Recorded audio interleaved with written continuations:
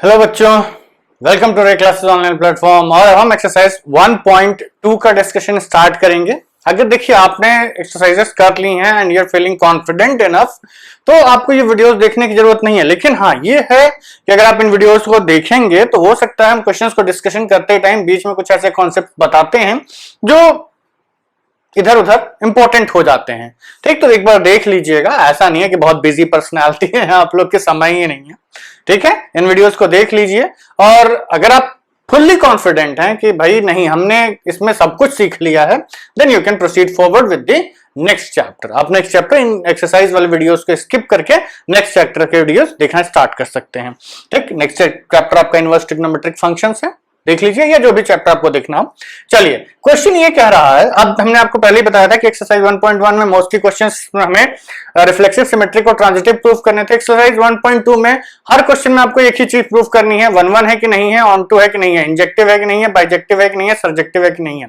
ठीक, मतलब एक क्लासिफिकेशन था आपका रिफ्लेक्सिव, सिमेट्रिक, ट्रांजिटिव वाला, और एक का क्लासिफिकेशन है 1-1 ऑन टू वाला। इसमें आपको वो प्रूफ करना है कि क्या आपका गिवन फंक्शन 1-1 है या ऑन टू है, नहीं है। तो 1-1 के लिए हम क्या प्रूफ करते हैं कि हम मान लेते हैं कि दो ऐसे एलिमेंट्स अलग अलग उठाते हैं और उसके लिए अगर फंक्शन की वैल्यू सेम आ जाती है तो हम कहते हैं कि फंक्शन 1-1 नहीं है। और अगर ऐसा नहीं होता है कि दो डिफरेंट एक्स के लिए वैल्यू सेम नहीं आती है तो फंक्शन 1-1 हो जाता है। ठीक, तो चलिए, let for f to be 1-1 होने के लिए क्या होना चाहिए, f of x1 is equal to f of x2 should imply that x1 is equal to x2। अगर दो फंक्शन की वैल्यू सेम है तो x भी सेम होना चाहिए। अगर फंक्शन की वैल्यू सेम है तो x भी सेम होना चाहिए। ये सफिशिएंट होता है 1-1 प्रूफ करने के लिए। तो चलिए, let's start with f of x is equal to sin 1 by x, therefore f of x1 क्या होगा आपका 1 by x1 and f of x2 is equal to 1 by x2।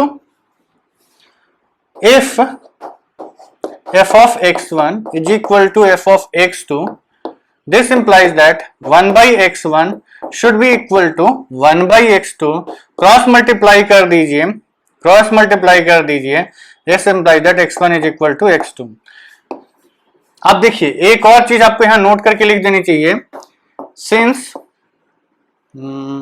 x1 and x2 belong to R star. ये star जो function है, देखिए ये भी ध्यान दीजिएगा, ये जो डोमेन और कोडोमेन दिया हुआ है ये एक R स्टार फंक्शन है, ये रियल नंबर्स का फंक्शन नहीं है। देखिए, रियल नंबर्स होता तो हम ये नहीं कर पाते। रियल नंबर्स होता तो उसमें एक नंबर आता है जीरो भी आता है, 1 by 0 इज अनडिफाइंड, तो हम ये क्रॉस मल्टीप्लाई वगैरह नहीं कर सकते। लेकिन उसने क्या बोला कि where R star is a set of all non-zero real numbers, all non-zero real numbers। ऐसा कोई रियल नंबर, मतलब जीरो को हटा दिया गया, रियल नंबर में से जीरो को हटा दिया गया है, तो जीरो को हटाने के बाद जो सेट बना है उसके बात कर रहे हैं। तो हम ये कह रहे हैं भाई फिर तो ट्रू है, केवल जीरो से ही नहीं डिवाइड कर सकते, बाकी सबके लिए ट्रू है। देयरफॉर फंक्शन कैसा हो गया, is 1-1।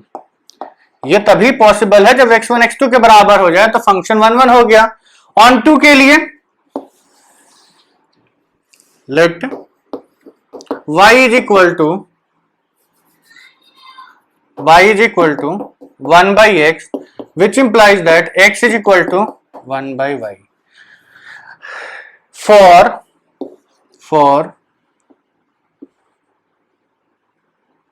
any y belonging to, any नहीं ऑल लिख लीजिए, all y belonging to R star. R star से आप कोई भी y पुट करिए, इसमें जब आप पुट करेंगे तो आपको हमेशा for every y belonging to R star there exist an x in R star. मतलब हर y के करेस्पॉन्डिंग क्या 1 by y डिफाइंड होगा। आप रियल कोई भी y उठाइए, 1 by y पुट करेंगे तो एक वैल्यू मिलेगी, वो एक रियल नंबर ही होगी एक्सेप्ट जीरो। ठीक, जीरो तो हमारे डोमेन में भी नहीं है। ठीक, तो हमने ये कहा भाई कि हर एक y के करेस्पॉन्डिंग एक एक समय मिल जाएगा, एक एक समय मिल जाएगा आर स्टार में। This implies that R, sorry क्या फंक्शन का नाम क्या है, F x is onto. तो फंक्शन ऑन टू हो गया। चलिए अब उसने क्वेश्चन को थोड़ा चेंज किया कि ये जो रिजल्ट है 1 1 ऑन टू वाला, क्या ये तब भी ट्रू है, तब भी ट्रू है if the domain is replaced by n, if the domain is replaced by n, ये नोट करना हो तो हमने फ्रेम छोड़ दिया है, if the domain is replaced by n and codomain being same as R star, codomain अभी भी आर स्टार है। ठीक, तो देखिए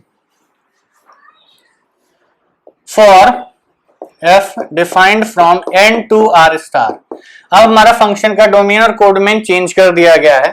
तो लेट्स चेक कि क्या फंक्शन 1 1 है, क्या फंक्शन 1 1 है। तो हम कहेंगे कि let f of x is equal to 1 by X, x1 is equal to 1 by x1 and f of x2 is equal to 1 by x2। x1 comma x2 belongs to natural numbers, domain में से उठाना है तो हमने लिख दिया। This implies that 1 upon x1 is equal to 1 upon x2 which implies that x1 is equal to x2। This implies that f कैसा हो गया, f अभी भी हमारा 1 1 है, कोई दिक्कत नहीं है भाई। देखो सिंपल सा लॉजिक है, 1 बाई 1 1 बाई 2, एक नेचुरल नंबर को जब पुट करोगे तो उसका रेसिप्रोकल एक ही बनता है।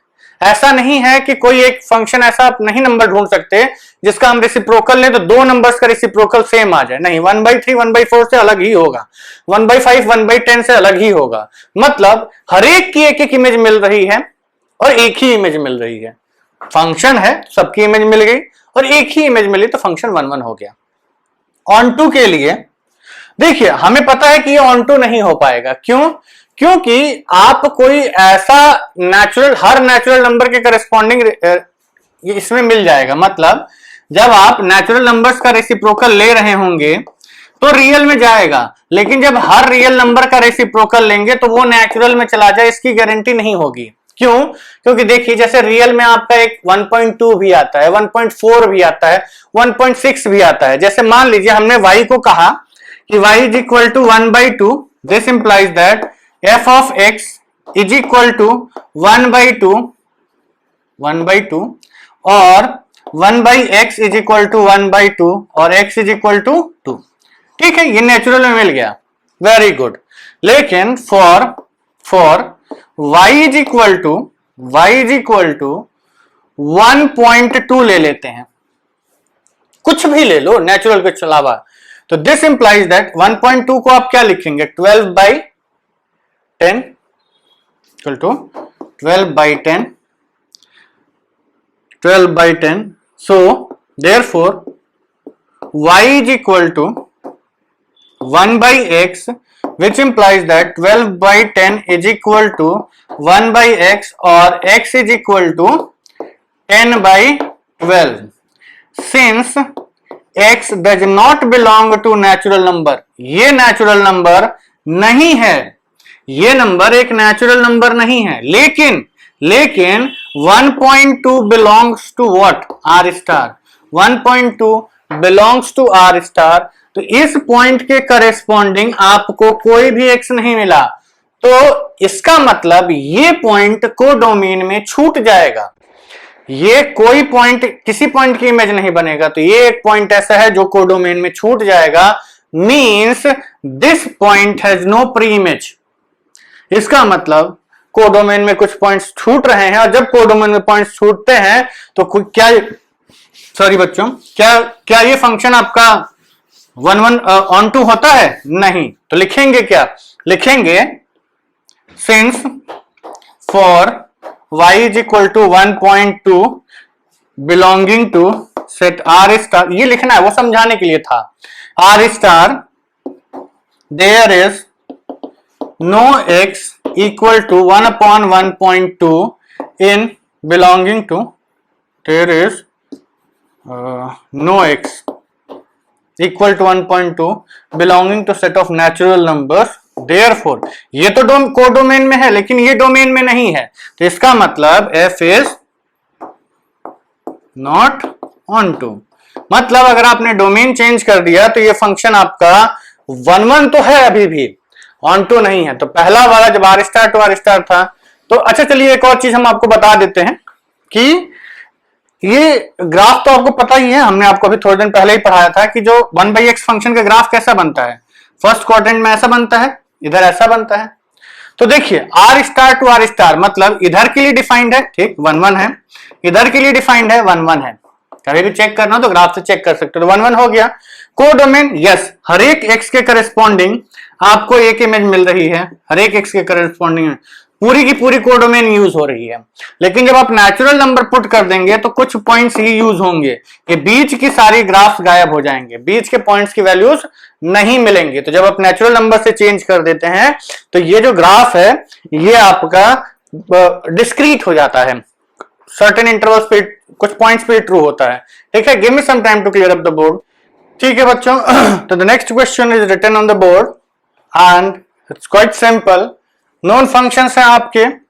अब हम आपको एक्सप्लेन कर देते हैं कि कौन कौन से इंजेक्टिव हैं, कौन कौन से सर्जेक्टिव हैं, और उसके बाद लैंग्वेज में लिख लिया जाएगा। देखिए इंजेक्टिव सर्जेक्टिव का क्या मतलब होता है, आई होप आप लोगों को पता ही होगा। इंजेक्टिव इज 1 का दूसरा नाम होता है। 1 फंक्शंस को हम इंजेक्टिव भी बोलते हैं और सर्जेक्टिव हम ऑन टू फंक्शंस को बोलते हैं, दोनों सेम नाम है।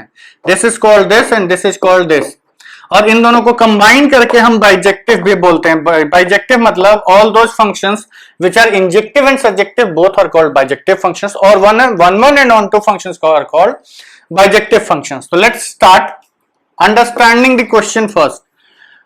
दो फंक्शंस आपको दिए हुए हैं एक्स स्क्वायर और एक्स क्यूब। डोमेन रेंज को डोमेन और कोडोमेन चेंज करता जा रहा है, डोमेन और कोडोमेन चेंज करता जा रहा है। तो हमारे पास दोनों फंक्शंस के ग्राफ है ना।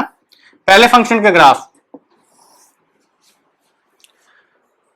n to n, z to z, r to r, इसको छोड़ दीजिए। अभी हम पहले बात करते हैं कि क्या हम इस पे जब नंबर्स उठाते हैं और इस पे जब नंबर्स उठाते हैं तो क्या कोई एक ऐसा नंबर है, क्या कोई ऐसा y है जिसके करस्पॉन्डिंग हमें दो वैल्यूज मिल जा रही हैं। तो हम कहेंगे बिल्कुल। सपोज करिए हमने 1 लिया, इधर भी एक वैल्यू मिल रही है, इधर भी एक वैल्यू मिल रही है, दोनों के लिए सेम y है। 1 क्या कहता है कि एक x के करस्पॉन्डिंग एक ही y मिले और एक y के करस्पॉन्डिंग एक ही x मिले। मेनी नहीं होना चाहिए, 1 इज रिलेटेड टू मेनी, नहीं सॉरी, मेनी 1 नहीं होना चाहिए। मेनी 1 फंक्शंस होते हैं लेकिन मेनी 1 के लिए सेटिस्फाइंग, ये मेनी 1 टाइप में चला गया। मेनी आर रिलेटेड टू 1, ये दोनों 1 से रिलेट कर गए, तो ये 1 नहीं होगा। लेकिन जैसे जैसे हम इसकी डोमेन चेंज करते जाएंगे, आप ऑब्जर्व करिएगा ये फंक्शन 1 भी हो सकता है। कैसे? जब उसने कहा n to n की बात की, मतलब आपका ग्राफ ये नहीं है। आपका ग्राफ क्या है? Natural numbers to natural number, 1 के करस्पॉन्डिंग 1, 2 के करस्पॉन्डिंग 4, 3 के करस्पॉन्डिंग 9, ऐसे करते करते। तो क्या कोई ऐसा नेचुरल नंबर इस एक्सिस पर दिख रहा है जिसके करस्पॉन्डिंग आपको 2x मिल रहे हो? बिल्कुल नहीं, एक के करस्पॉन्डिंग एक ही मिल रहा है। जब आप इंटीजर्स पे आए तो गड़बड़ हो गया। गड़बड़ क्या हुआ कि 1 के लिए जो मिल रहा था वही -1 के लिए मिल गया, तो अब ये 1 नहीं रहा। मतलब इसके लिए 1 था, इसके लिए 1 नहीं है, r के लिए भी 1 नहीं है, क्योंकि r में -1 1 दोनों आ गए। ठीक, एक्स स्क्वायर तो चला गया, केवल इसके लिए 1 है, इन दोनों के लिए 1 नहीं है। ऑन टू तो है ही नहीं। क्यों? क्योंकि ऑन टू तो इनमें से कोई नहीं है। कैसे? n अगर आपने 2 लिया, 2, तो ये किसी नंबर का स्क्वायर नहीं है। मतलब कुछ नेचुरल नंबर छूट जा रहे हैं कोडोमेन में। इसी तरीके से अगर नेचुरल नंबर छूट गया तो इंटीजर तो छूटना ही छूटना है, रियल नंबर भी डेफिनेटली छूट ही जाएगा। नेगेटिव वाले ये कहां आपके एक्स स्क्वायर के ग्राफ में कहां आ रहे हैं? एक्स स्क्वायर के ग्राफ में क्या ये एक्सिस कभी यूज होती है? नहीं। मतलब ये सारे के सारे कोडोमेन के नंबर्स छूट जाएंगे आपके, तो ये ऑन टू भी नहीं होगा। हाँ, एक्स क्यूब के केस में हो जाएगा। एक्स क्यूब का ग्राफ कैसा होता है? ऐसा तो एक्स क्यूब के केस में ये यूज हो जाएगा। तो चलिए एक एक करके लिखना स्टार्ट करते हैं हम। आई होप कि आप समझ गए होंगे कि कौन सा ऑन वन होगा और कौन सा ऑन टू होगा। First, f is from n to n, f of x is equal to x square। तो चलिए let f of x1 is equal to f of x2, हमने ये मान लिया कि ऐसे दो x हैं जिसके लिए वैल्यू सेम हो गई। This implies that x1 square is equal to x2 square, but this implies that x1 is equal to x2। किसी भी दो नेचुरल नंबर्स का सम x1 x2 belongs to what? Natural numbers. तो कोई भी दो नेचुरल नंबर्स का सम सेम नहीं, स्क्वायर सेम नहीं आता, सॉरी कोई भी दो नेचुरल नंबर्स का स्क्वायर सेम नहीं आएगा। 1 का 2 से अलग आएगा, 2 का 3 से अलग आएगा, 3 का 4 से अलग आएगा, हर दो नेचुरल नंबर्स का स्क्वायर अलग ही आएगा। तो this implies that f is कैसा हो गया? 1 1 तो हो गया। अब ऑन टू पे आते हैं। So for x2 belonging to natural number, इसकी कोडोमेन में 2 एग्जिस्ट करता है, इसकी कोडोमेन में 2 एग्जिस्ट करता है, बट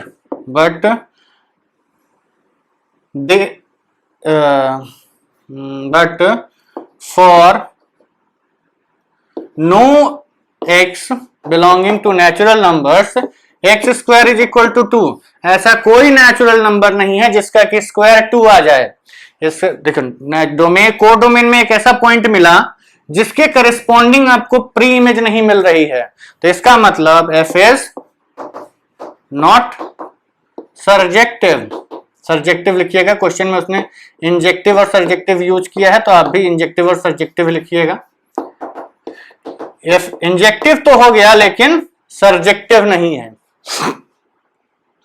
अब नेक्स्ट वाले पे आते हैं। तो देखिए नेक्स्ट वाले में उसने इसको चेंज कर दिया है, z टू z कर दिया। तो ये एक्सप्लेनेशन तो सेम रहेगा भाई। अगर नेचुरल नंबर 2 के लिए ये ऑन टू नहीं हुआ तो इंटीजर्स के लिए भी नहीं होगा, क्योंकि 2 इज ऑल्सो एन इंटीजर, और ऐसा कोई इंटीजर आपको नहीं मिलेगा कि जिसका कि स्क्वायर 2 हो, जिसका कि स्क्वायर 2 हो। लेकिन जब हम इंजेक्टिव की बात करने जा रहे हैं, इंजेक्टिव की बात करने जा रहे हैं, तो हम ये कहेंगे भैया f of 1 is equal to f of -1। दो नंबर्स लो, 1 और -1, 1 का स्क्वायर इज इक्वल टू -1 का square, which implies that 1 is equal to 1। So therefore rather since f of 1 is equal to f of -1, therefore f is not injective। f injective नहीं रहा और surjective तो था ही नहीं। तो ये सेकेंड पार्ट हो गया। थर्ड पार्ट के लिए देखिए हमारे पास सुविधा है इसको मिटा मिटा के लिखने की, आपके पास ये सुविधा नहीं है। जब आप इसको R2R करेंगे तो देखो हर एक इंटीजर रियल नंबर होता है ना, बिल्कुल बताओ, हर एक इंटीजर रियल नंबर होता है, कोई डाउट नहीं है। तो अगर हर एक इंटीजर रियल नंबर है, हर एक इंटीजर रियल नंबर है, तो ये बताइए जब इसने 1 -1 के लिए नहीं किया तो इंटीजर के लिए नहीं इंजेक्टिव हुआ, तो क्या रियल के लिए इंजेक्टिव हो जाएगा? बिल्कुल नहीं। 1 same thing, 1 belongs to real number, ये होल्ड कर गया, इसका मतलब this is not injective. And same thing 2 belonging to real numbers. और एग्जाम्पल दे सकते हो, फॉर -2 बिलोंगिंग टू I और real numbers, there is no x belonging to real numbers such that what? Such that x square is equal to -2। कोई भी ऐसा x नहीं मिलेगा जिसका स्क्वायर -2 हो जाए। रायता फैल गया। Not subjective, not subjective, not injective. तो 3 पार्ट्स तो हो गए। थर्ड पार्ट पे आते हैं। क्यूब का ग्राफ क्लियरली बताता है कि ये इंजेक्टिव तो होगा, NN ZZ RR सब में इंजेक्टिव हो जाएगा, लेकिन सर्जेक्टिव नहीं होगा। कैसे? चलिए देखते हैं। Fourth, f is from n to n, f of x is equal to x cube। Injective है, late f of x1 is equal to f of x2, x1 and x2 belongs to what? Natural numbers. This implies that x1 cube is equal to x2 cube. अब ये तभी possible है जब x1 is equal to x2 हो जाए. This implies that f is injective. f injective तो हो गया बच्चों. सर्जेक्टिव की बात आते हैं. For x is equal to, कोई भी नंबर उठा लो जो परफेक्ट क्यूब ना हो. 2, 3 भी उठा सकते हो. For x is equal to 2 belonging to natural numbers. Natural number है, हमने इसकी कोडोमेन से एक नंबर उठाया. Natural number. There does not exist any x belonging to natural x नहीं sorry y is equal to 2 exist any x belonging to natural numbers such that क्या, such that x cube is equal to 2. ऐसा कोई natural number नहीं है जिसका कि cube 2 आ जाए. तो ये क्या हो गया? therefore f is not surjective. ठीक है. फिफ्थ पार्ट में उसने इंटीजर्स की बात की. तो 2 एक इंटीजर भी है ना, 2 एक इंटीजर है, मतलब हमने इसकी कोडोमेन से एक इंटीजर उठाया, उसका कोई भी ऐसा इंटीजर नहीं मिला जिसका कि क्यूब 2 आ जाए. तो सर्जेक्टिव के लिए तो यही एक्सप्लेनेशन काफी है. इंजेक्टिव के लिए आपको चेंज करने की जरूरत नहीं है. इंजेक्टिव के लिए भी आपको यही एक्सप्लेनेशन देना काफी है, क्योंकि हमको ये पता है कि हर एक वो इंटीजर जिसका कि क्यूब आप करेंगे तो एक पर्टिकुलर नंबर ही मिलता है. ग्राफ याद करिए. ग्राफ कैसा था? ऐसा. कोई भी ऐसे 2x नहीं है जिसके 2y नहीं है जिसके करस्पॉन्डिंग सेम x मिल रहा हो. तो हम ये कहेंगे कि इंटीजर्स के लिए भी आप यही प्रूफ लिख सकते हैं. They can write down the same proof for all the integers also. तो ये हो गया आपका पांचों part of question number 2. Okay, let's move on to question number 3. ठीक है बच्चों. तो I have written next question on the board, that is question number 3. Question number 3 says कि आपको ये प्रूफ करना है कि greatest integer function defined on relations r to r is a what? Neither 1 1 nor on 2. Let it. हाँ, question number 3 ही है आपका. ये तो ऑब्वियस है, हमने जब आपको पढ़ाया था तभी हमने आपको बताया था कि ये फंक्शन 1 1 और ऑन 2 दोनों नहीं होता है. कैसे? इसका ठीक है. तो इसका ग्राफ याद करिए आप. ग्राफ अगर आप इसका याद करेंगे तो आपको याद आएगा कि 0 से 1 के लिए ये 0 होता था, फिर 1 से 2 के लिए 1 हो जाता था, 2 से 3 के लिए ये 2 हो जाता था, and so on and so fourth. 0 से -1 से 0 के लिए -1. बेसिकली ग्रेटेस्ट इंटीजर फंक्शन आपका होता है कि भाई आप नंबर लाइन पे खड़े हो जाइए और आप इंटीजर्स देखिए. नंबर लाइन पे आप देखिए, जो सबसे पहला आपको इंटीजर टुवर्ड्स द लेफ्ट दिखाई देगा उसको हम बोलते हैं भाई ऐसे नंबर लाइन है. नंबर लाइन पे आपने कोई भी नंबर उठाया, इधर आपको सबसे पहला जो इंटीजर दिखाई देगा ना, you can see right, beneath and behind. तो आपको जो नंबर दिखाई देगा सबसे ग्रेटेस्ट इंटीजर, वही आपका आंसर होता था. तो ये बताइए क्या ये 1 1 हो सकता है? नहीं. क्यों? क्योंकि इतनी सारी वैल्यूज के लिए ये 0 आंसर देता है, इतनी सारी वैल्यूज के लिए ये 1 आंसर देता है. 1.2 लो, 1.3 लो, 1.4 लो, 1.5 लो, सबके लिए इंटीग्रल पार्ट की वैल्यू कितनी आती है? 1 आती है. दूसरी चीज, डोमेन. डोमेन में देखिए, को डोमेन में आपकी ये पॉइंट्स छूट जाते हैं. कभी भी इंटीग्रल पार्ट 0.2 नहीं मिलेगा, 0.3 नहीं मिलेगा, 0.4 नहीं मिलेगा, जबकि ये सारे के सारे पॉइंट्स आपकी को डोमेन में डिफाइंड है. हाँ, अगर इसको इसने ऐसे डिफाइन कर दिया होता R to Z तो ये ऑन टू हो जाता, ऑन टू हो जाता. ठीक, 1 1 नहीं होता लेकिन ऑन टू हो जाता. 1 1 इसलिए नहीं होता क्योंकि बहुत सारे रियल नंबर्स के लिए सेम वैल्यू मिल रही है, लेकिन अब क्या है कि यहां पर कुछ छूटेगा नहीं. इंटीग्रल पार्ट क्या इंटीजर आंसर देता है, ये 1 1 ऑन टू हो जाता आपका. लेकिन उसने को डोमेन दिया क्या हुआ है? को डोमेन उसने R दिया हुआ है, तो ये आपका ना तो 1 1 होगा ना ऑन टू होगा. तो सिर्फ हमको एग्जांपल्स देने हैं. चलिए स्टार्ट करते हैं.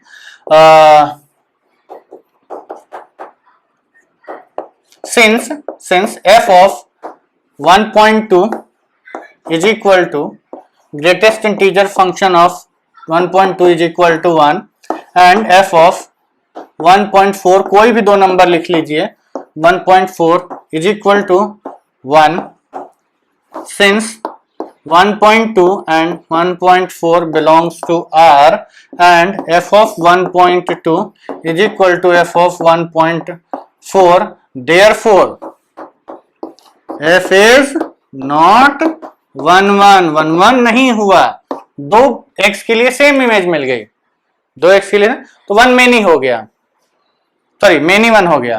अब आते हैं ऑन टू पे, तो ऑन टू के लिए हम कहेंगे कि for x y is equal to 0.2 there is no x belonging to R such that integral part of x is equal to 0.2। कभी भी आपको इंटीग्रल पार्ट 0.2 नहीं मिल सकता है, जबकि y आपका 0.2 हो सकता है, y 0.2 हो सकता है, लेकिन कभी भी इंटीग्रल पार्ट 0.2 नहीं हो रहा है। इसका मतलब कोडोमेन में पॉइंट्स छूट रहे हैं। This implies that f is what, f is not onto. ना तो ये फंक्शन आपका 1 1 हुआ, ना ही ये ऑन टू हुआ। ठीक है, तो आप लोग इसको देख लीजिए, समझ लीजिए और नोट कर लीजिए। Give me some time to clear up the board. ठीक है बच्चों, तो जो नेक्स्ट क्वेश्चन आपका है वो पिछले क्वेश्चन में आपने ग्रेटेस्ट इंटीजर फंक्शन को देखा, इसमें आपको वो मॉडुलस फंक्शन की बात कर रहा है। तो एग्जैक्टली सेम क्वेश्चंस हैं आपके। क्वेश्चन ये कह रहा है कि मॉडुलस फंक्शन जो आपको होता है, ग्राफ याद है ना, मॉडुलस फंक्शन का ग्राफ ये होता है, ये आपका होता है मॉड एक्स। ठीक, ये हमेशा एक पॉजिटिव फंक्शन होता है, ग्रेटर देन और इक्वल टू 0 होता है, कभी भी निगेटिव नहीं होता है। ऑब्वियस सी बात है कि हमें सेम एज एक्स स्क्वायर, इसको आप कंपेयर कर सकते हैं। एक्स स्क्वायर का ग्राफ क्या होता है, ये होता है। तो एक्स स्क्वायर का ग्राफ और इसका ग्राफ एग्जैक्टली सेम है, तो हम ये कहेंगे कि अगर एक्स स्क्वायर आपका 1 1 ऑन 2 नहीं था, तो ये भी 1 1 ऑन 2 नहीं होगा। किस पे, R to R पे। डोमेन और कोडोमेन इंपॉर्टेंट है मेंशन करना, otherwise this can be converted into a onto function. कैसे, आप इसको R प्लस कर दीजिए, पॉजिटिव रियल नंबर्स कर दीजिए, ये ऑन टू हो जाएगा। बट अभी उसने R to R दिया है, तो चलिए सॉल्यूशन मॉड एक्स और rather f x is equal to mod x is equal to, क्या होता है definition, x if x is greater than और इक्वल टू 0, अगर एक्स पॉजिटिव है तो minus x if x is less than 0। F is from R to R।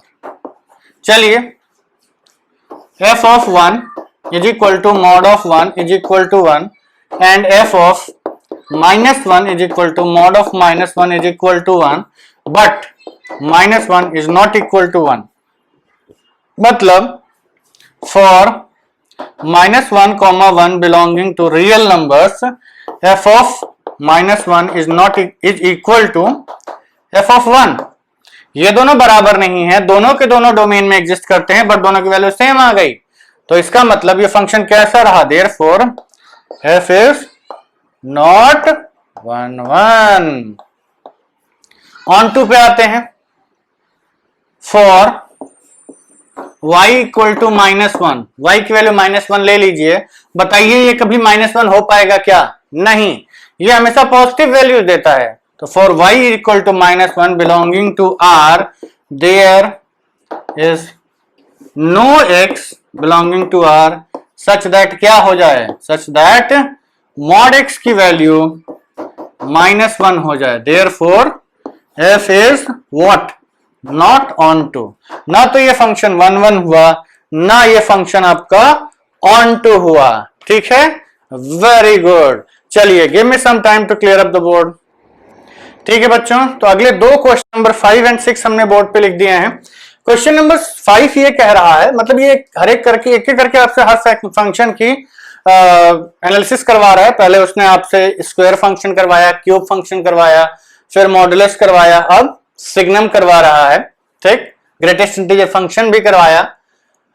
तो अब वो ये कह रहा है कि signum function defined on R to R given by f of x is equal to 1 if x is positive, 0 if x is 0, -1 if x is negative। आपको signum function का ग्राफ याद होगा, हमने आपको बताया था अभी इसी चैप्टर के वीडियोस में हमने आपको एक्सप्लेन किया हुआ है। सिग्नम फंक्शन ऐसा होता है, 0 के लिए 0, पॉजिटिव के लिए 1 और नेगेटिव के लिए -1। अब ये बताइए इस x के लिए जो इमेज है वही इसके लिए, वही इसके लिए, सबके लिए सेम ही इमेज मिल रही है ना, तो क्या ये 1 1 हुआ? नहीं, बहुत सारे x के लिए सेम इमेज मिल गई और इस y के करेस्पॉन्डिंग कोई x नहीं है। इसका मतलब ये ऑन टू भी नहीं हुआ। इसको अगर ऑन टू बनाना हो, मान लो अगर आपका कह दिया जाए कि to make this function onto r किससे चेंज करेंगे, तो हम ये कहेंगे भैया r को आप रिप्लेस कर दीजिए, केवल इस r को, कोडोमेन को आप चेंज कर दीजिए -1 0 और 1 से, तो ये आपका ऑन टू हो जाएगा, यही 3 वैल्यूज वो लेगा। लेकिन 1 1 ये अभी भी नहीं होगा और ये कभी भी नहीं हो पाएगा। चलिए आगे बढ़ते हैं। तो solution for 5th question for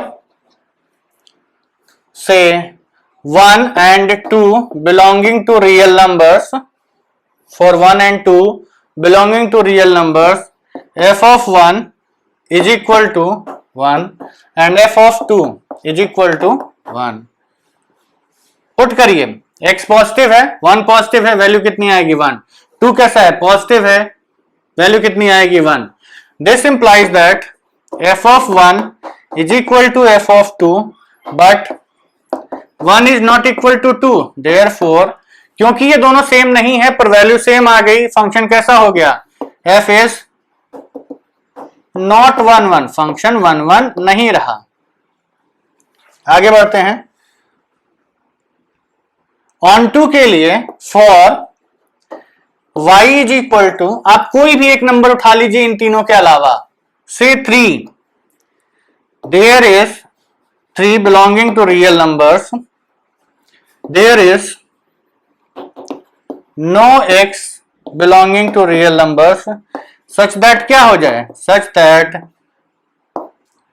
f of 3 is equal, sorry f of x is equal to 3 आ जाए। कोई भी ऐसा x नहीं मिलेगा आपको, therefore f is not on to also। तो ना तो ये फंक्शन आपका 1 1 हुआ, ना on to हुआ, ठीक। तो signum function is neither 1 1 nor on to if defined from R to R। 5th question हो गया। 6th क्वेश्चन देखते हैं। 6th क्वेश्चन ये कह रहा है कि एक सेट A दिया गया 1 2 3, सेट B दिया गया 4 5 6 7 और एक फंक्शन डिफाइन किया गया f is equal to 1 4 2 5 3 6, ठीक। आपको ये प्रूफ करना है कि ये 1 1 है। भाई देखो 1 1 के लिए हमें कुछ मतलब नहीं होता है, हमें सिर्फ ये चेक करना होता है कि हर एक एलिमेंट की केवल एक ही इमेज मिलनी चाहिए और किसी 2 एलिमेंट की सेम इमेज ना मिल जाए।